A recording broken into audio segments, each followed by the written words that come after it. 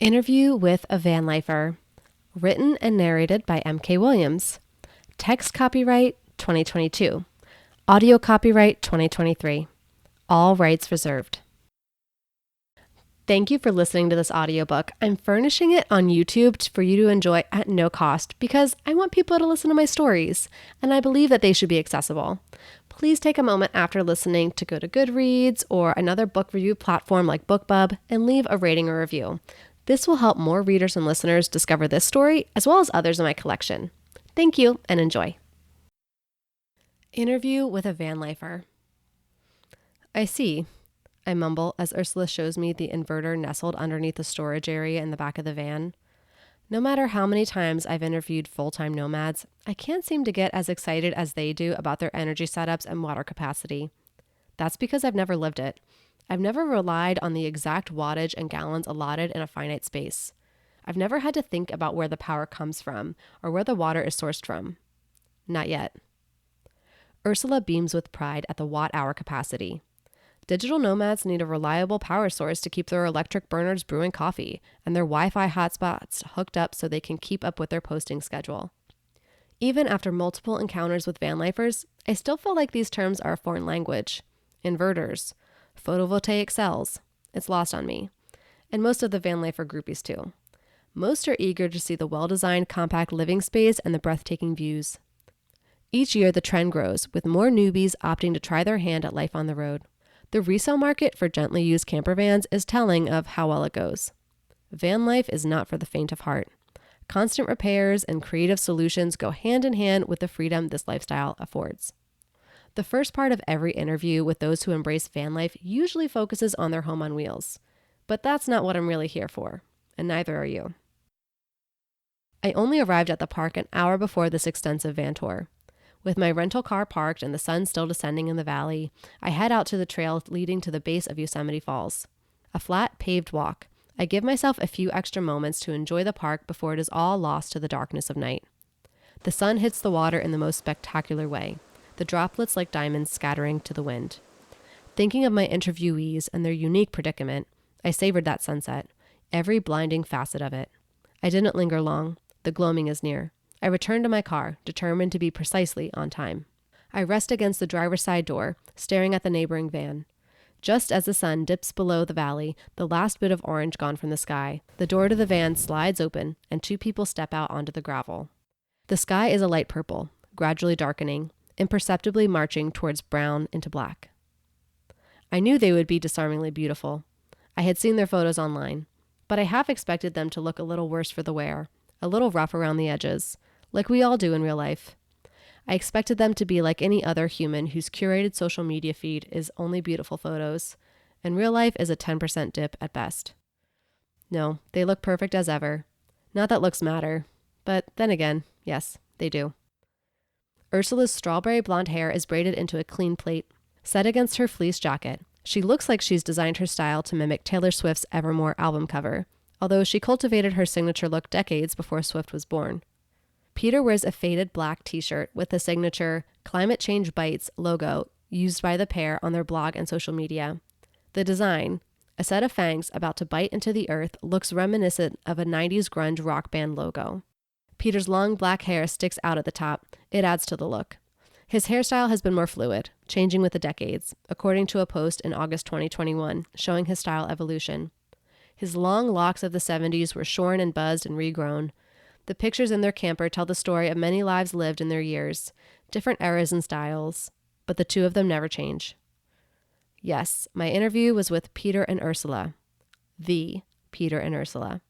The couple behind the popular #VampLife account. While the pair is part of the drool-worthy and enviable van life community, posting their life from the road on Instagram, they are also part of a much more secretive community. Vampires. Of all the interviews I've conducted with digital nomads, van lifers, wanderers, and the like, this one has to be my most unique. Usually I get a pitch from an up-and-coming influencer or couple with a new spin on the creator economy. They live on a boat instead of in a van. They only work with sustainable brands. They have a new course available to help office workers leave their cubicles and pursue small-scale entrepreneurship, something they think sounds unique, but has actually been done already. The world has changed. With millennials and Gen Z leading the charge into the new economy of influence and online content, people understand the power of PR and the value of a good interview to expand their platform, which means I get a lot of pitches. But Peter and Ursula were elusive. For the first time in a long time, I had to be the one to reach out to them, again and again and again. Finally, they agreed to an interview to set the record straight on their life, experiences, political stance, and how they handled their newfound level of internet celebrity. But first, we needed the weather to cooperate. While they're comfortable sitting together in their van during the day to avoid the sun, Peter and Ursula need cloud cover to move from campsite to campsite. The thunderstorms 2 days ago were the perfect cover for them to leave their property and meet me here. As droughts continue to plague the West Coast, they've been able to visit public campsites less and less, a new complication to their already difficult lives. We agreed to meet in a public space with lots of other campers around. The pair have been perfectly amiable and seem just like your friendly hipsters next door on their social media. But I have to say I was relieved by this suggestion. Surely, 2 vampires wouldn't attack a reporter at a national park with dozens of potential witnesses nearby. And my fear of the couple isn't unique. Since Bram Stoker first exposed their kind to the world in 1897, humans have had an understandable fear and unhealthy obsession with vampires. While Ursula is fastening the bungee cords, keeping their storage bins in place after showing off their unique system, the other campers open and close their van doors and start their own fires for the night. Fans? I ask as Peter clocks some of the onlookers, those who keep looking at us instead of focusing on their kindling. Maybe. Not everyone knows who we are. It is nice to meet people who've never heard of us. But we have more and more run-ins with followers, which is nice. It gives us the energy to keep posting and creating. But every so often, we meet with the other kind, the not-so-nice kind. Peter leaves the implication there, dangling so obviously in front of me. We know who we are, and we have people who love and support us, and that is what matters. It's important to have a thick skin when you are sharing your whole life, your whole person online. We have decades of practice in that department, Ursula adds as she flips her blonde braid over her shoulder. Yeah, we're used to the comments and stares. It's part of the territory, Peter says as he adds a starter brick to the metal tin and lights a fire. The pair have staked claim to a picnic area with a bench, a rusted fire pit, and just enough flat space to pop up a few camp chairs and a tripod for their camera. Peter angles it towards the opening in the trees, a perfect window to the sky. They'll use our interview time for the real work, photography. Ursula's long exposure images of the Milky Way over national parks have been a fan favorite for years. Next, Ursula shows me the cab of the van as the first stars begin to appear in the night sky. She pulls out their toolbox and backup gear stored in large plastic bins. We don't have to access these often, which is great. Then she guides me to the side so we can access the interior through the sliding van door. As Ursula opens the side door, I see the familiar white and cream walls that grace their Instagram feed. Contrary to popular fiction, the pair do not sleep in a coffin. We stay cooped up in here for 12 to 14 hours at a time, depending on the time of year, so we wanted the space to be a welcome oasis. The couple has a unique setup. The front of the van is completely blocked off from the living space. We can't risk window shades falling or slipping even a little bit during the day. We learned from our mistakes early. It was easier to wall it off. It makes the cab feel a little cramped when we're driving, but we tend to stay in one place for several days or sometimes weeks, so we've optimized for living, not driving. The interior is cozy and well-lived. I can tell they didn't hide anything before my arrival. A book lies open on their cushioned bench, positioned against the wall that divides the cab from the living space. Postcard-sized posters of popular vampire movies, shows, and books hang on the wall. The pair have an acute sense of humor. We opted to remove our kitchen completely. At first, we wanted to have the option to resell, and a single burner stove and sink would be much better for potential buyers. But it took up so much space, and we never use it. We kept thinking, oh, when we have friends visit, we'll be able to entertain them. But you're our first guest in almost a decade. We took out the kitchen area and added these 2 movable benches, so we have another sitting area separate from our bed. We still have the outdoor shower hookup, so if we get muddy on a hike, we can spray off before going inside. That's the most water we usually need. We have 1 small refrigerator here, but it takes up hardly any room, so we kept it. I nod along, agreeing with the logic. Oh, don't worry, we have a pot to boil some water and picked up some instant coffee powder for you. As she says this, I hear Peter approaching. He comes up behind me and reaches for one of the movable benches, unlatching it to reveal a storage container within. He grabs the items Ursula mentioned and heads back to the campfire. I thank him as Ursula continues the tour, but he is already out of earshot. Perhaps. Come on in. She beckons me to step up into the van. As I look around, a few things catch my eye. The van doesn't feel nearly as cramped compared to other vans converted into living spaces. While other van lifers try to maximize square footage between storage and sleeping, Peter and Ursula don't have that challenge. Their bed setup still takes up a considerable amount of space. Ironic, given that they don't have to sleep.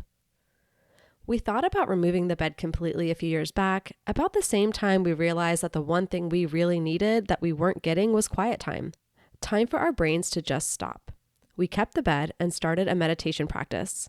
We started with 5 minutes, then 10, then 20. Now we have worked up to a 3-hour meditation practice each day.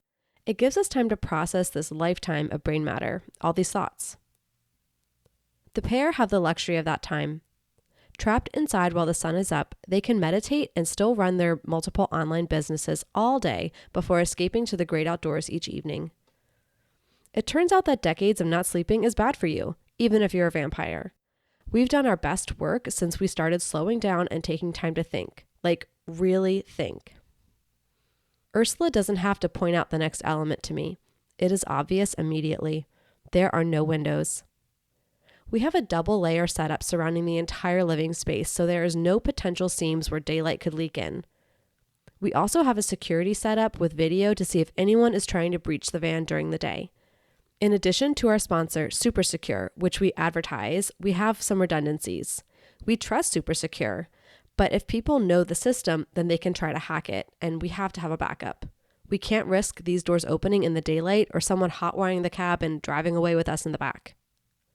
The challenges of being internet famous rear their head once more. As I take a final look around their sparse interior, I catch a few small tchotchkes. A Chihuahua bobblehead wearing a serape and sombrero on their nightstand. A tiny moose figurine on a shelf. Souvenirs from their life on the road. Tokens from a previous decade. To look at their home, it looks normal, just like any other van life setup. Picture-worthy. Minimalist. Clean. I duck back out of the van as Ursula locks it. We approach the fire, and Peter hands me the coffee as Ursula settles into her camp chair. The fire between us is bright and warm. I can see the other fires around us. Campers roasting hot dogs or marshmallows, enjoying their dinner before turning in. Darkness has settled in for the evening, and so have we. The three of us won't be turning in. We have a lot of ground to cover in one night. So, what do you want to know? Peter offers.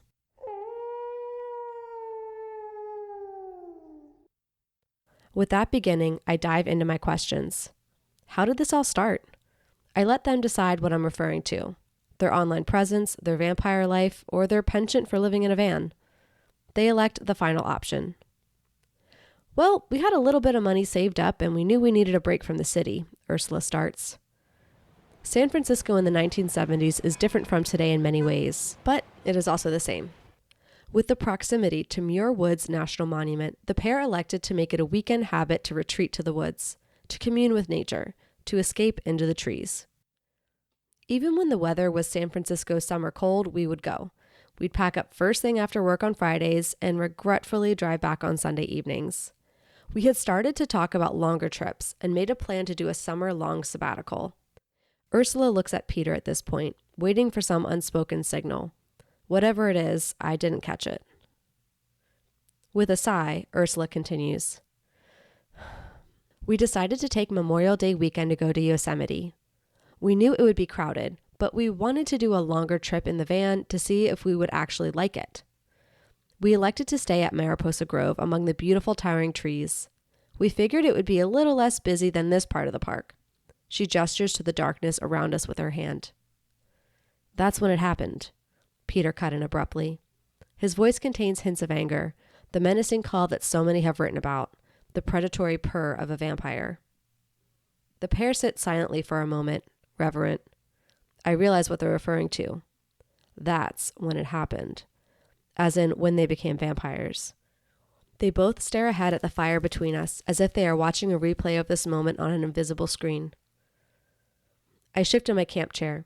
The canvas supporting me feels flimsy, not up to the task of keeping me and the weight of what I've just learned from falling to the ground. The conversations from other campers, their fires in the periphery, filter through the trees, their chatter incongruent with a significant revelation. Of all the places for us to meet, to go back to this park.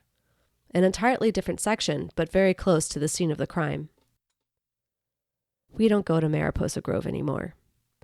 Ursula's voice is so small and quiet that I can barely hear it. This is not what I expected. I didn't think that they would share this with me this soon. I'm thrown off balance. I'm out of my depth in this interview. I usually talk to people about their bucket list trips and social media growth metrics. This is too personal, too traumatic.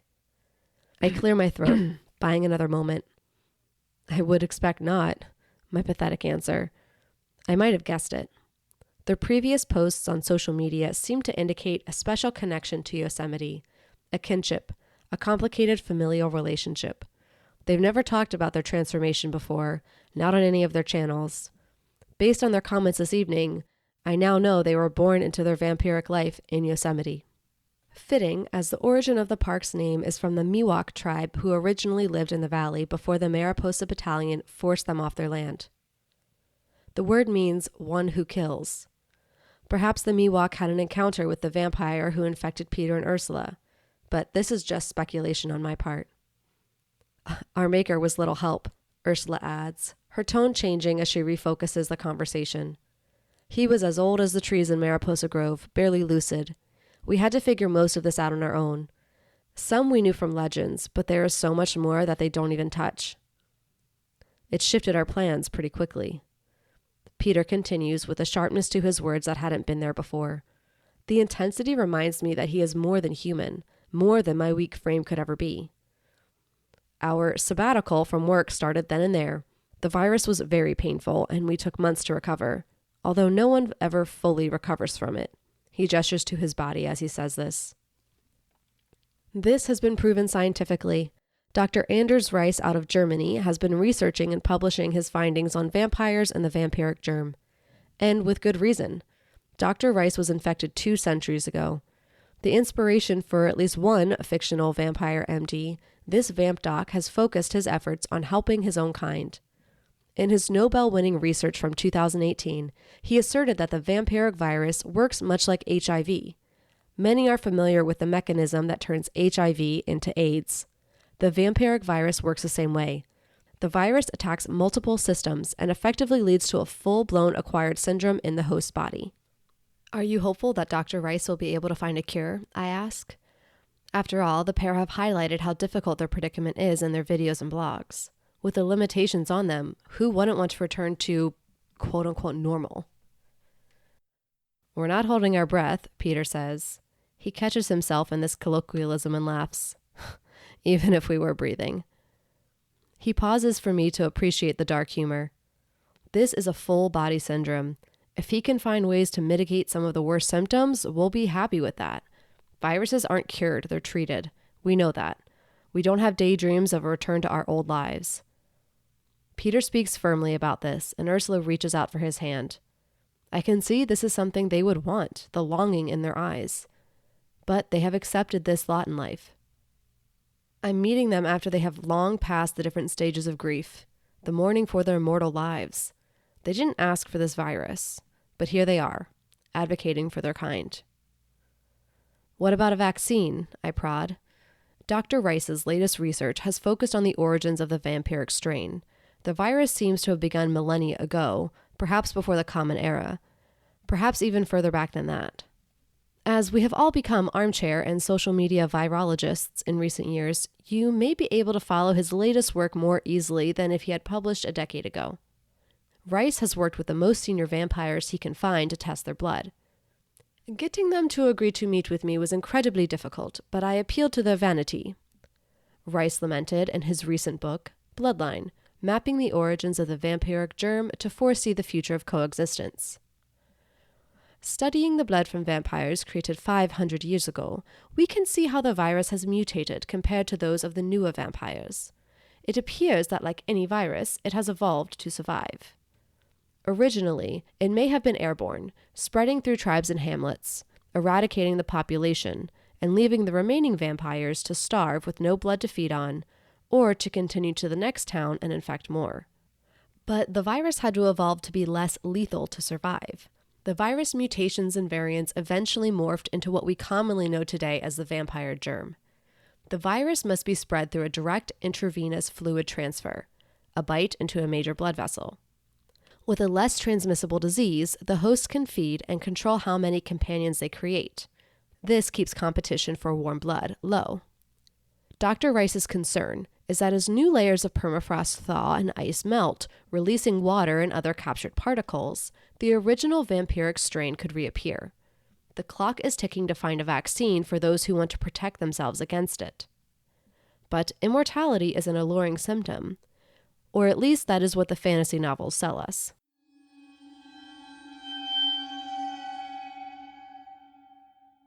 Peter acknowledges my question and the information loaded within. He and Ursula know of Dr. Rice's work. We all want to see an effective vaccine before any resurgence of the original strain. There is a finality to his words. A topic closed off. Time to move on. We're back. With the challenges of the initial infection, you didn't get to travel much then. I steer the conversation to their initial years as vampires. I pull my jacket closer around my neck. The night air has grown chilly. But my action is because I imagine the throbbing veins in my neck giving my nerves away. Yeah, the first year was rough. Ursula begins to detail their convalescence. They spent the first 12 months of their vampire life self-isolating and self-loathing. Then they realized that they had a unique situation they could take advantage of. We never had to sleep. We never had to miss anything, Peter explains with excitement, as fresh as the day it dawned on him. But we were broke, Ursula pipes in, a story they've shared multiple times, the beats well practiced. It's hard to imagine seeing the country, especially given our limitations and need for anonymity, when we had no money. Peter continues as he shifts forward in his camp chair, leaning into the story. So we got back to work. It's easy enough to find a job where you start work before the sun is up and leave after the sun goes down without ever seeing the light of day in between. It's America, after all. And since we didn't have to sleep, we took up a night shift as well, Ursula continues. We worked different jobs during the day, but we both worked the same all-hours bar at night, so we could at least see each other. That sounds like both a hustle and a grind, I remark. It was, Ursula is quick to jump in.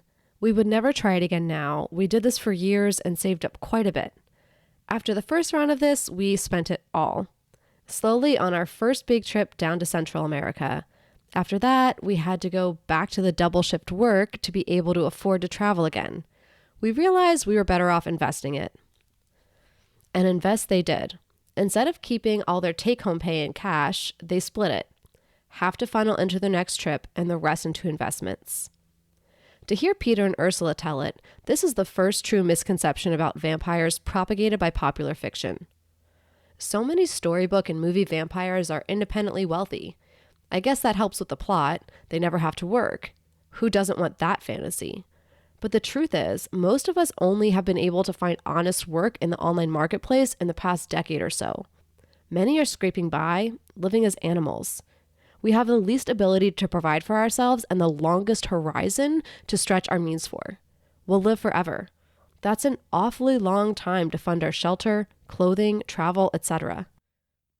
The pair are sympathetic to the indigent vampires still in hiding, offline, unable to connect with others for support. Peter and Ursula have minimal expenses. They own their electric Sprinter van that runs off their batteries and high-end solar panels on their roof. They have durable clothing from popular outfitters that offer a lifetime warranty. And their Social Security checks cover the fees they pay for camping and minor repairs to the vehicle. Yes, Peter and Ursula are collecting Social Security.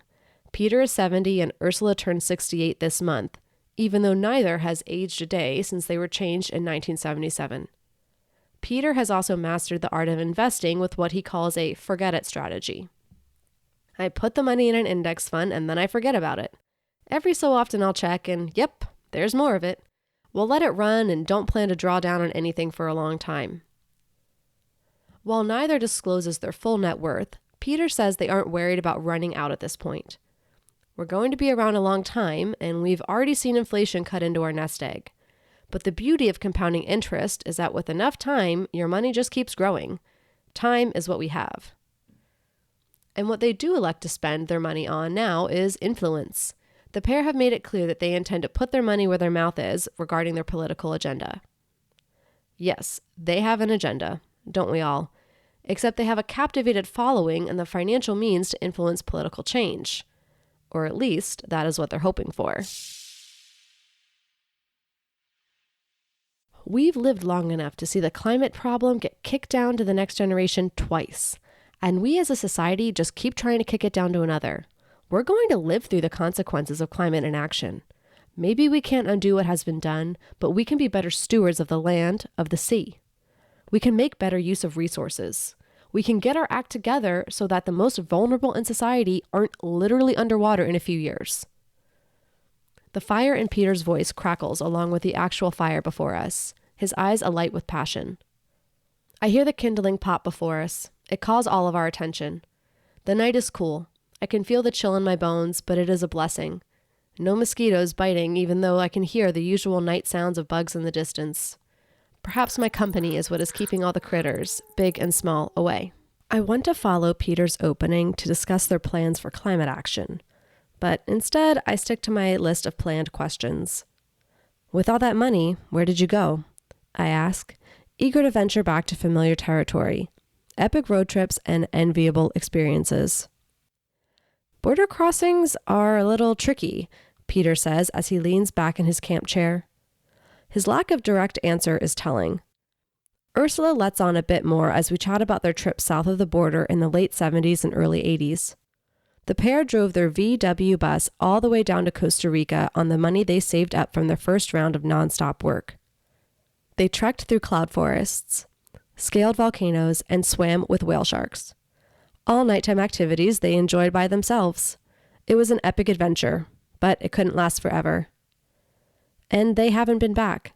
They spent most of the early 80s working their way through Mexico, living off the money they had saved.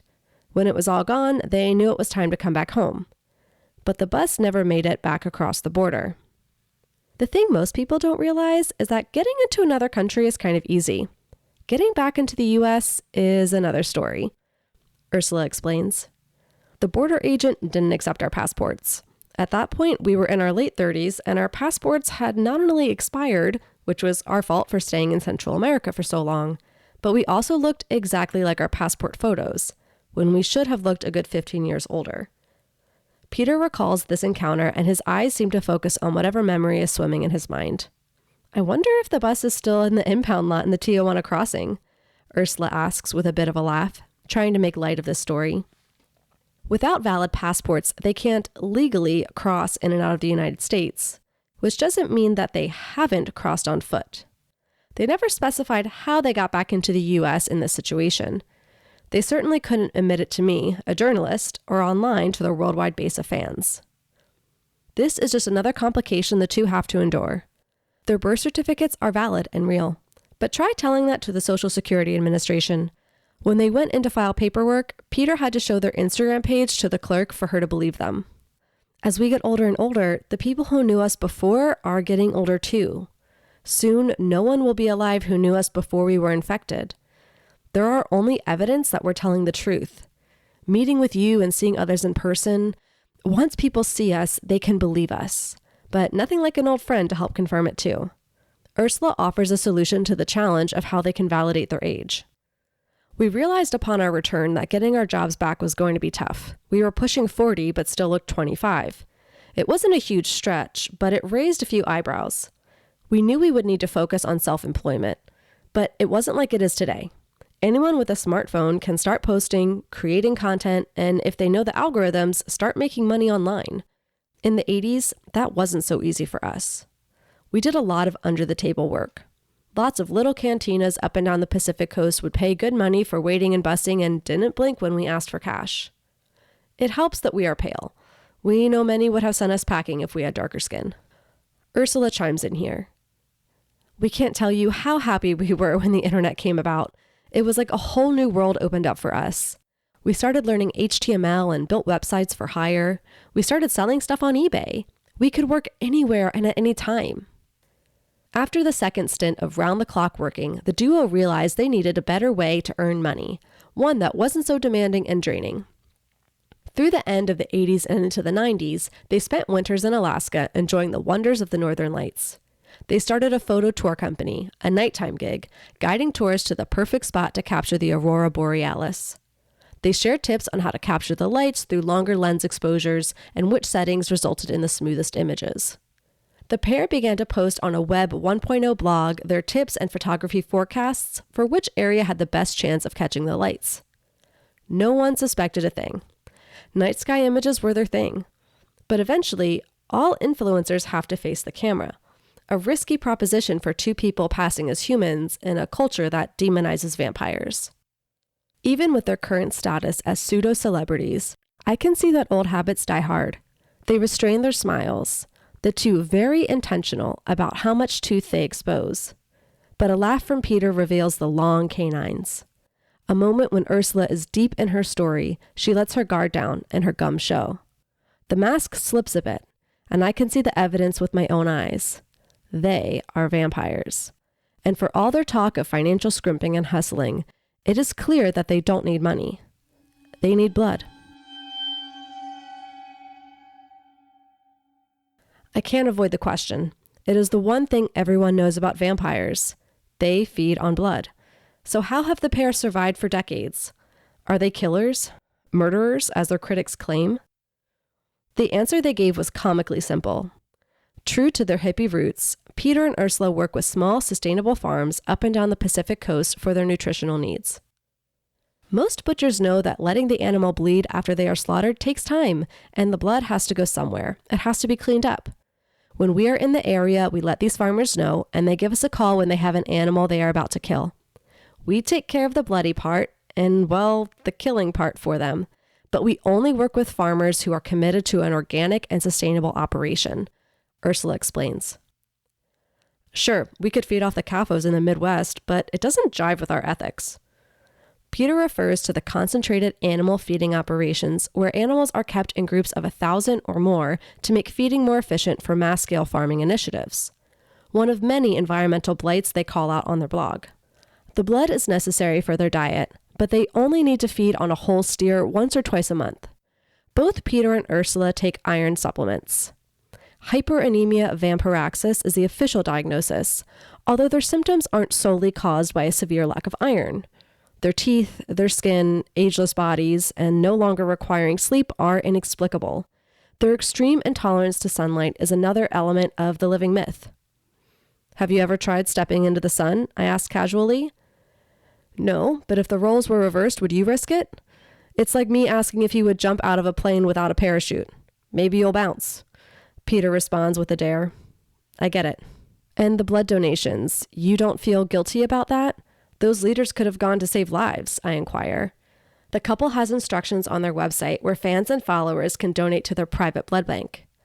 Ursula corrects me. Those donations still save lives. Our lives. I get the feeling that this is just another aspect of their lives they have agreed to partially share with me.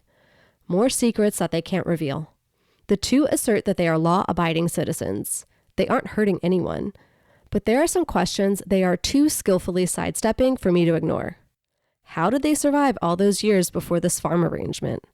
Were they stealing from blood banks or obtaining the hemoglobin in a more direct manner? I sense a strain in their expressions. Can they detect my suspicions about their early years of how they survived their initial isolation? Swallowing my fear and journalistic integrity, I don't ask the question. I let it sit there, unspoken. Spending more time asking them about each fictional facet, what is real and what is not, is tempting. But like anyone living with chronic illness, they are more than just their diagnosis. Their story is one they want to share, and their message and mission are the reason they acquiesced to this interview. I turn my focus to their new life as social media influencers. As the new millennium dawned, the pair expanded their brand, from a basic blog to an updated website, a profile on now-forgotten sites like DeviantArt, a Tumblr feed too, for a while. They embraced each new platform to continue sharing their park and nature photos and their life on the road. But they never shared their names, their real story.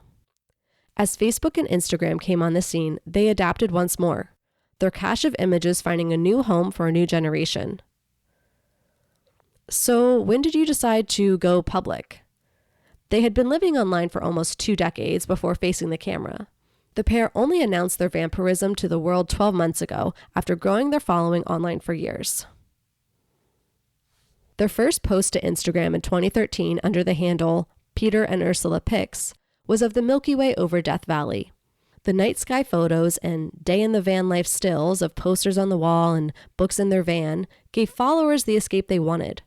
The image of life on the road, seeing the stars, cozying up with a good book. But they never appeared in any of the photos for years as their following grew. Then, in 2018, they began to show themselves in the frame, but no selfies. Peter and Ursula were clever about their exposure. A hand on a coffee mug. Ursula staring out at the early night sky from the campfire next to their van, her back to the camera. Ursula usually starred in their photos. That's the hashtag van life requirement. Pretty girl in a well-designed van with nature view out of the back window. But that was a little tricky for the pair since they were limited to the confines of their van during the day. We can only post so many photos of the night sky before we just become an astronomy account, Ursula adds. Just like any good social media influencer, the pair have monetization schemes outside of video views and sponsored posts. Ursula created a national parks at nighttime guide. The PDF contains tips on stargazing and backcountry camping that amateur photographers can purchase on their website. Peter is focusing his efforts on an app called Novi for anyone looking to avoid the sun. It's popular among melanoma survivors. In 2021, the duo decided it was time to address their unique posting style. Many fans and followers enjoyed the different focus on their accounts. Peter and Ursula weren't following the formula of other van lifers by posting impossible to catch sunrises and sunsets. In fact, they seemed to garner more support because they played it safe. No daring shots of yoga on a precipice. They showed real van life for real people. Nothing that seemed too unattainable. Or so it seemed. On May 26, 2021, the two posted their first Ussie, a photo the pair took of themselves with beaming smiles. The post to their 250,000 followers extended well beyond the reach of their audience. The photo went viral. Chances are you've seen it too. Because, of course, when they decided to share their first photo together, it was obvious. The eyes, the teeth, the skin. The caption explained their life as vampires, their life in the darkness. The post was intended to be their introduction to the light, their coming out moment. Non-believers claimed it was a filter, a clever augmented reality setting to change their features in real time for the camera. Just as you can take a photo with cat ears or add a beard, there are vampire eyes filters, but none as rich as the real thing. And none of those filters work in real life. The man and woman before me have pinkish red eyes and stone pale skin. Having touched their hands, I can tell you they are not made of marble or diamonds. Their skin is firm and cold, but it gives a little. It feels like rigor mortis, but they don't smell like decomposition. They smell earthy and warm. Trolls and debunkers were quick to invalidate their confession. Fake news and Photoshop were comments echoed on the post by many. Others offered their version of internet preaching, condemning the couple. Ursula pops in with her own criticisms of their eccentric followers. I'm not sure which is worse, those who want us dead or the fetishists. With the rise in vampire stories in popular culture, there are many who take it too far. They not only want to read the books and watch the movies, but they also want to be a vampire, sporting dental implants, caking on pale concealer, and wearing black clothing and chokers. Many can't stop with playing pretend, though.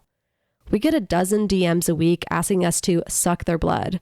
You can tell some are playing around. Some people reach out on our Patreon page and ask if we are open to payment for services.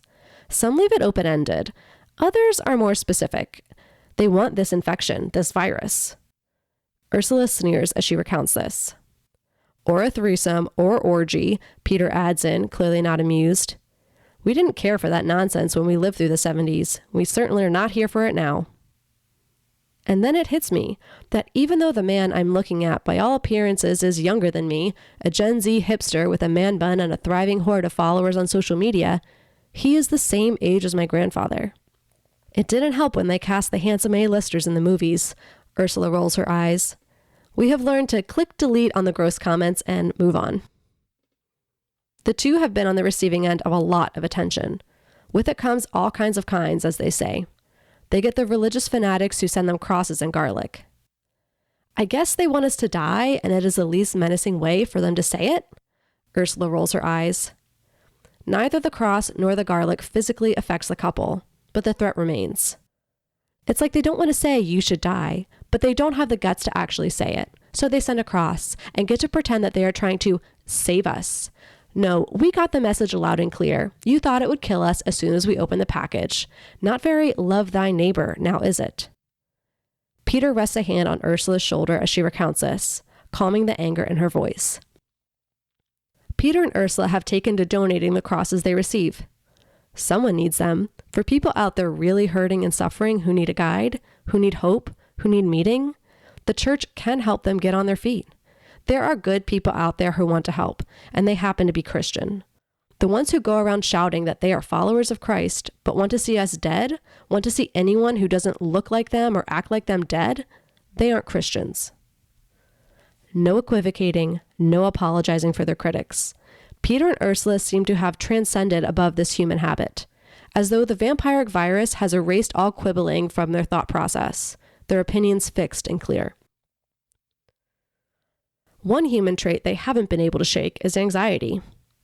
Ursula talks about their nerves and hesitation to reveal themselves. Their coming out photo was not Insta. The pair meticulously planned the post and unscheduled it several times before finally letting it go live. We follow a lot of fantasy and fan fiction accounts for vampire stories. We saw this huge community who would be pretty stoked to know we were real. After Twilight, we didn't feel as nervous about people hating us on the spot. But of course, we knew there would be haters. She adds in air quotes. There always are. It wasn't anything we hadn't heard before, but we just heard a lot of it all at once. Ursula says, her expression unclear. But for every negative comment, we've had even more supporting us, Peter reminds her. Some of our tried and true followers said, I knew it. Some sent us donations that day, sharing photos in our DMs as they sat with an ivy in their arms. We have a great community, and that is what really shone through. And those donations weren't to fund their lifestyle. Followers went to private blood donation centers and contributed liters and liters. Some of the blood went to Peter and Ursula directly. My thoughts flashed back to the small fridge in their van. But they also donated blood to other vampires still in hiding. They receive the frozen coolers and drive to different camps in the evening to ensure their fellow fanged friends can survive another night. The fire between us crackles, pulling us back into the present moment. Ours is the only campfire left. The other hikers have turned in for the evening. The park around us is completely obscured by darkness. The light from the stars above is captivating, the night sky a deep purple. Peter and Ursula's faces glow in the orange light of our fire. They looked normal, their skin tone richer and more alive. But the shadows cast by the fire serve as a warning. These people are predators. They are at the top of the food chain. I let the silence sit for a moment, a common trick in my line of work. It is amazing what a few moments of silence can do to loosen someone's lips. Our human tendency is to fill the silence, to connect. Our social instincts just take over, and we can't stop. But Peter and Ursula are not human, at least not anymore. They don't jump to fill the emptiness. I press the cool metal thermos to my lips only to find it is empty. The coffee is already in my system, but the caffeine is weak against the heavy black blanket of night. My eyes are dry, my limbs are aching for a bed to fall into. As if reading my mind, or at least the disappointment on my face, Ursula offers to refill my coffee, but I decline. They would have to boil another pot, and it is far too dark out to go to all that trouble. She insists that I at least have some water. I offer my thanks. As we wait, Peter searches my face, examining me closely.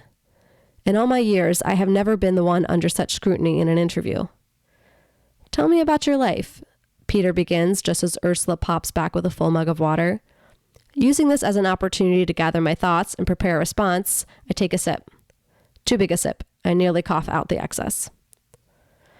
That's not really what I'm here for, I respond. No one wants to read about my life. You're the story, I say, focusing on flattery.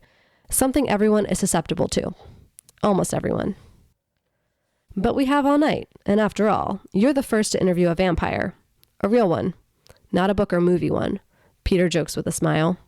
Did you see the movie? I ask, desperate to change topics. Twice, Ursula squeals with delight. We got a real kick out of it. Her laugh tells all. To many, the story was too scary, too seductive. But to Peter and Ursula, it was an imitation that fell short of reality, a bad impression, a joke, and only they understand the punchline. A bunch of us went, Peter reminisces with a smile. So how many more are there? The question I've been dying to ask finally has an organic opening. We don't know everyone, and not everyone wants to know us, Ursula explains. The vampire community has survived because of their anonymity. With these van lifers turning their back on that code, they have found themselves ostracized by many. Not accepted among vampires, not welcome among humans. The two are in exile among us. Don't you worry the others will seek retribution for outing yourselves? I ask. They haven't yet, and it would be very obvious if we suddenly stopped posting. Our followers and sponsors would notice quickly, and you don't go after another vampire. You just don't. There's a deep belief here, an unspoken code of ethics. They have a few allies in their world, and their ranks are growing. The old guard of vampires are starting to be outnumbered by this newer generation. The secrecy and cloaks, the darkness and daggers of the ancient era have been called into question. Young vampires like Peter and Ursula are finding humane ways to coexist and share the planet with humans. They are embracing the human aspects of their nature instead of eschewing them. Peter and Ursula don't give me any idea of the size of their community. They don't have to. Dr. Stephen Meyer of Arizona State University studies vampires. He estimates anywhere between 1,000 to 10,000 living among us around the world. The numbers are hard to pin down as only a few have made themselves known.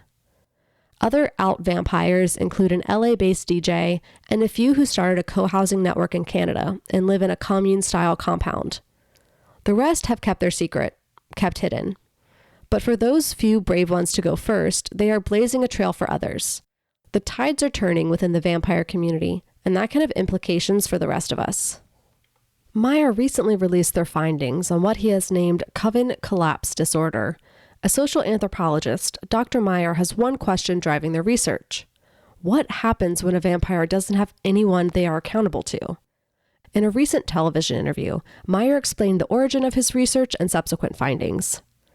When a vampire no longer has their coven, their tight-knit group, what is to stop them from killing conspicuously? What is to keep them to any code of ethics?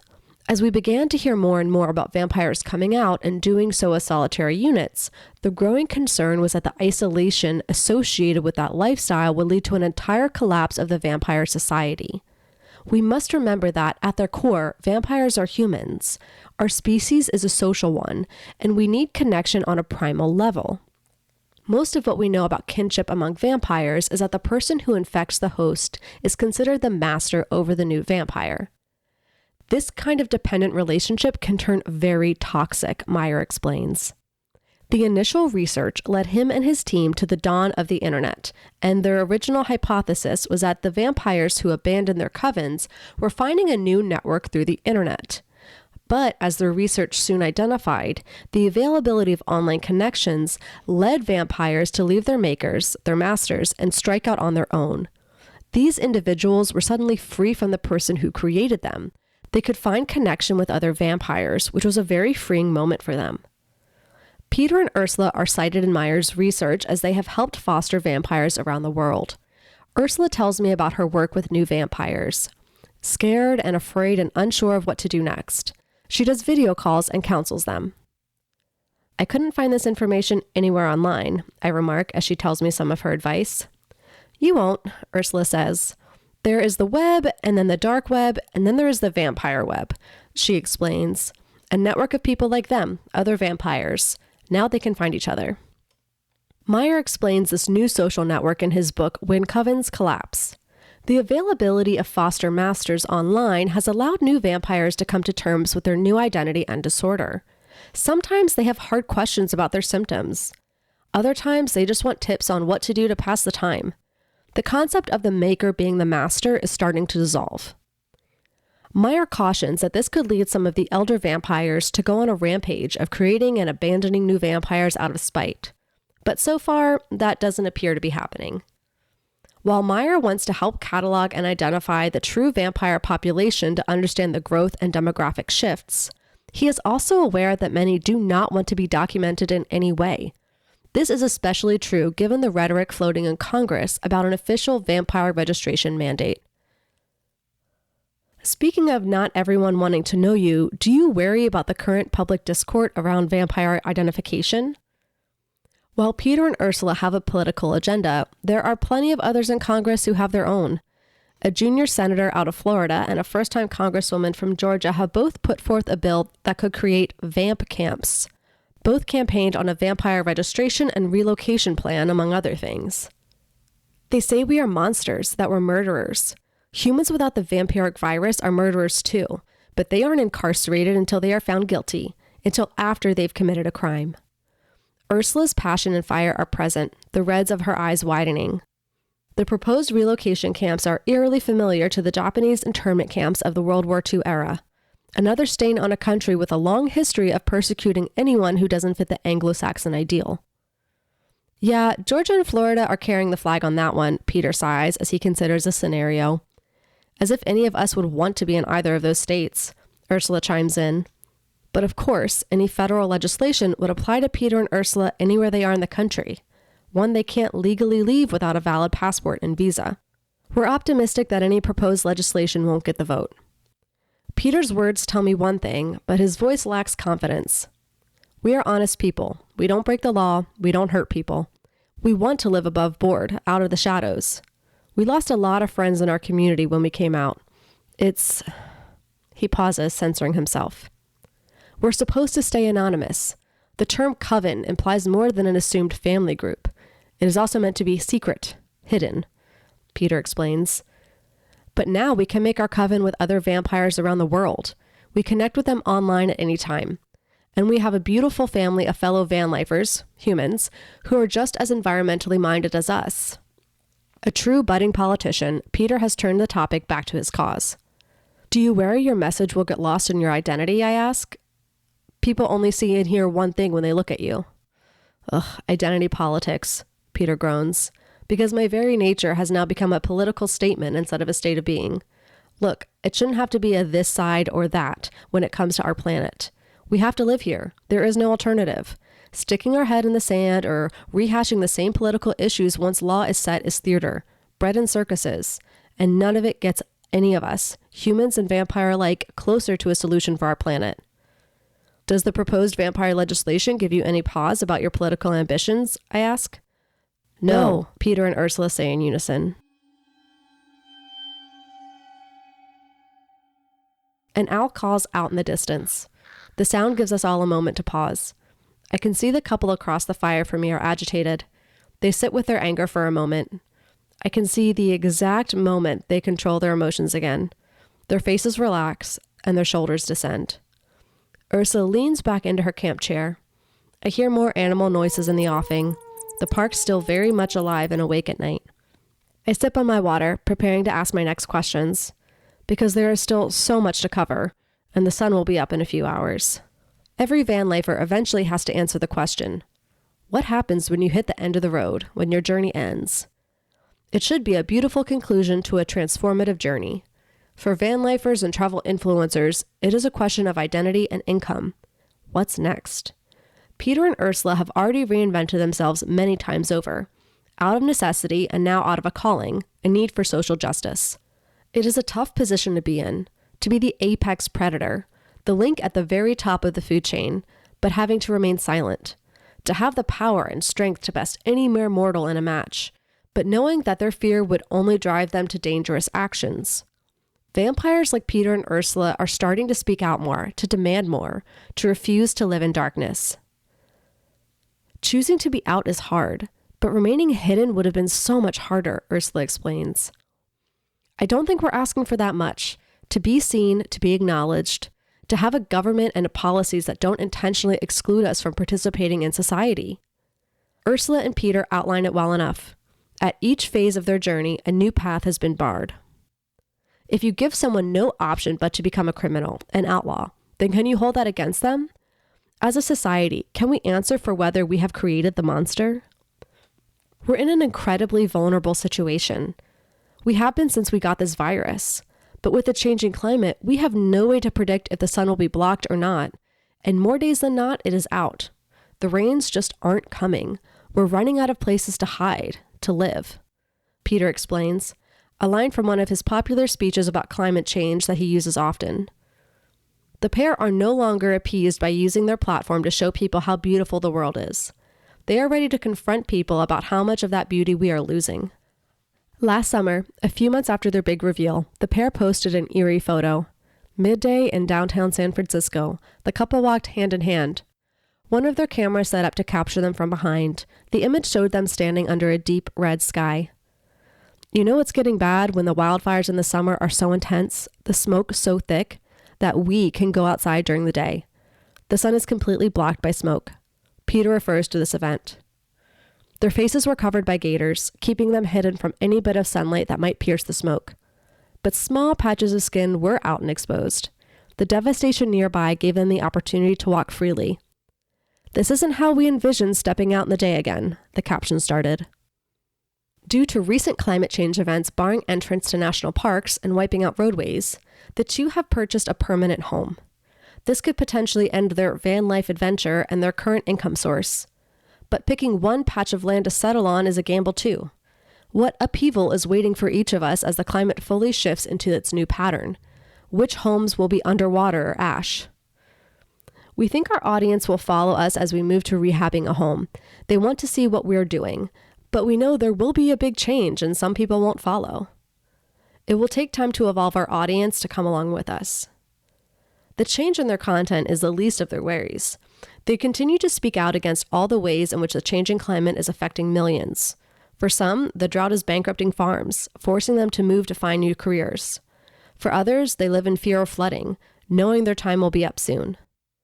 Some people say we can't keep passing the buck to the next generation. The climate crisis is here, but we have lived through so much and we will continue to do so, long after we should have passed on, long after you do too. Ursula explains.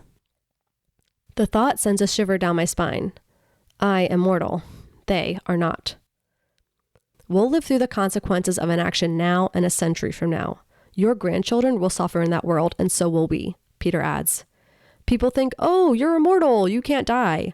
I can die. There are many ways that we can die when our shelter and food supply are in danger. Peter continues, his passion and anger apparent as his fist clenches. As farmable land shrinks, more of the sustainable farms where Peter and Ursula feed have to scale back. This leaves them with fewer opportunities for fresh blood. They must adapt their income streams as they get boxed into only traveling at night because there is no rain and cloud cover during the day. It's not just van life vampires who are facing these choices. Peter and Ursula are raising capital to build a climate relocation center. They have plans to purchase land and construct a sustainable co-housing community for climate refugees, of which they anticipate many. Their vision goes beyond a future place to live for the climate insecure. They want humans and vampires to live symbiotically, farming organically, slaughtering animals humanely. If that isn't an oxymoron, then I don't know what is. And one day working to repopulate land after the waters recede. One day, many centuries from now. They'll be here for it. It will take time to come to fruition, but they have that in spades. Peter's entire demeanor changes when he talks about their planned community. He is excited, optimistic, and impatient. We are really passionate about this topic. You might say it is self-serving and selfish to ask people to take action to prepare for the oncoming climate crisis. Well, so what? It will serve us well and you and every other living being on terra firma. Who cares if it is in our selfish interest if this is also the right thing to do? We must act now. Ursula smiles as Peter says this and adds, we're fighting to save a planet we only get to see in darkness. But you have your critics, secular ones, I remind them. Yes, we're aware. Peter rolls his eyes at this. Even with their activism and call for people, vampires and humans, to prepare for sea level rise and better stewardship in the face of climate change, many in the eco camp have pointed at the hypocrisy of their message. Vampires live forever, which means they will always be consuming more non-renewable resources, period. Warren Maxwell, CEO of Earthwell, was recently quoted about his stance on the couple. Even the most wasteful human will eventually stop consuming, but vampires will always be pulling on resources, Maxwell said in a recent interview. Peter and Ursula disagree. We and many other vampires don't consume the way humans do. For starters, we aren't getting fast food and single-serving cups of coffee. We don't eat food and pull on those resources. We will wear these clothes until they fall off our backs. We don't strain the healthcare system because we don't need any services. Yes, we have connected with vampire doctors for our anemia, but we aren't contributing to an epidemic of prescription pills. We are conscious of our use. Yes, humans will perish, but they pass their bad habits to their progeny. Their waste will continue long after they are gone. Our stewardship is ingrained in us forever. And there are claims that the couple, a pair of attractive white influencers, is piggybacking off the work done by Indigenous advocates. Why not use their platform to lift up the voices of those experts instead? Is it a white savior complex or a lack of research into efforts already underway to claw back the climate crisis? The couple received hundreds of comments on a recent blog post, calling out their lack of attribution and credit to their fellow environmentalists. Peter admits that the pair are relatively late to the game and added that some of the most prominent advocates aren't on social media for them to tag, but that excuse feels weak in an ever-connected society. The couple recently spoke at a digital conference for online influencers. Peter's presentation, Embracing Your Influence, Grassroots Political Campaigns and Funding for Your Cause, was well attended. He has spun up a new blog and a YouTube channel where he will interview and highlight those making a difference in combating climate change. All proceeds from ads on both platforms will be donated to several climate action groups, including one that funds climate-conscious political candidates. Peter is using the decades of skills he has acquired in digital media to turn his platform into a change-making machine. The pair are divisive. Followers either love them or hate them, embrace their message or disregard it. No one is ambivalent about the nomadic vampires. Our evening concludes as the fire dies down. An alarm pings on Peter's phone. Sunrise is in 30 minutes. I thank them for their candid responses, and Ursula hands me a bumper sticker from their cache. I am filled with a sense of awe as I drive away, willing my tired eyes to stay open long enough to make it to my motel. The sun rises over Yosemite Valley, and the granite slabs surrounding me turn from cool gray to bright gold in the sunlight. How many sunrises have I taken for granted? How many do we all, have left on this planet?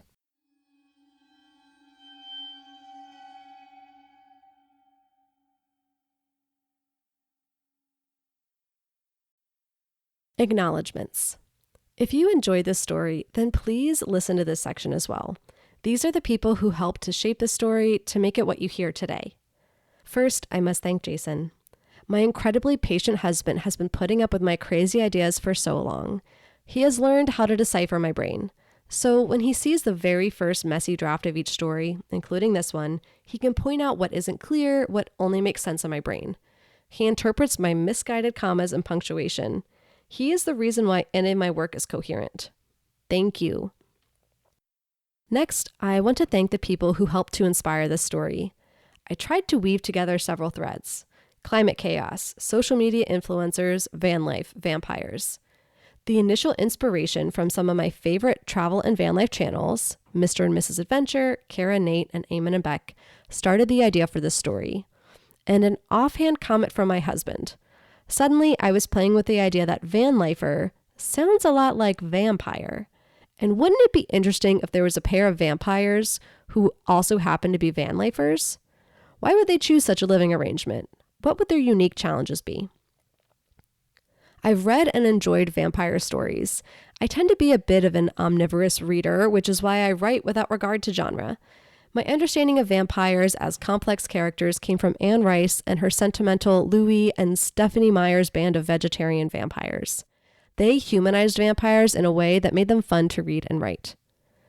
I must thank my good friends and early readers who helped answer some of the bigger questions for me. Is this long enough or too long? What is missing that I just can't see? Without the help, encouragement, and gentle critiques of Chelsea Brett and Nora Geekin, this story would probably be sitting in my thumb drive gathering dust. A big thank you to Josh Overmeyer and Riley Ryan for their early reviews and encouragement. Without people to write for, I would easily veer into deep procrastination and not get my stories done. And finally, thank you. Thank you for taking the time to listen to this story. I hope you enjoyed it. The end. Thank you for listening to this production of Interview with a Van Lifer. Audio effects by M.K. Williams and Wondershare Filmora. Please take a moment to leave a review or rating. This helps more readers and listeners discover the story and others in my collection. If you enjoyed this story, you may want to check out others I have written.